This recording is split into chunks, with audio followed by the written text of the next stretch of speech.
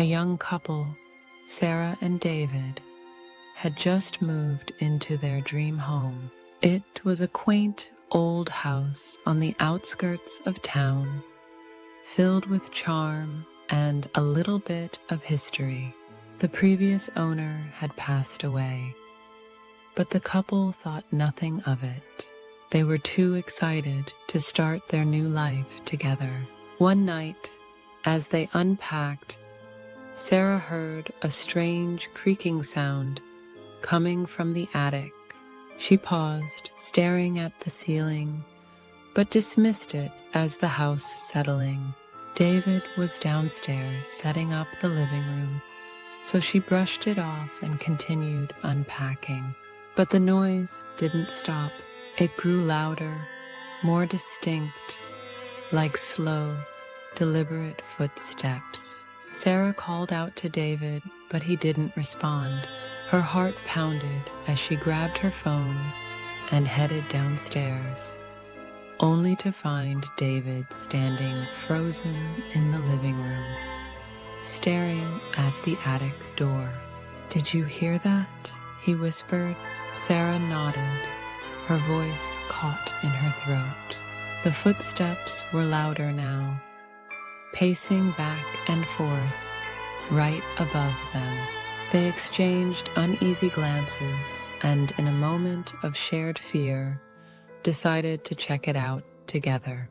Grabbing a flashlight, David slowly pulled the attic ladder down, the creaking echoing through the house. As they climbed up, the air grew colder, unnaturally cold for a summer night.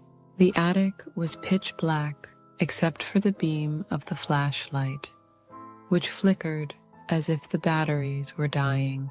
David scanned the room. It was filled with dust, old furniture, and boxes left by the previous owner. Nothing seemed out of place until Sarah gasped. In the corner of the attic, just beyond the light's reach, was a shadow. It stood motionless, darker than the surrounding blackness. David pointed the flashlight toward it, but the shadow didn't fade. It was a figure, tall, looming, with glowing eyes watching them. Suddenly, the attic door slammed shut below, trapping them in darkness. The figure began to move toward them, slow at first, but picking up speed. Sarah screamed as the light flickered out, plunging them into complete darkness. They scrambled for the attic ladder, but it was gone, swallowed by the void. The footsteps, once distant, were now right behind them, followed by a cold breath on the back of Sarah's neck. Just as the shadow was about to reach them, a voice whispered from the darkness, "Get out, before it's too late." In a panic, they felt their way to the ladder, fumbling for the handle.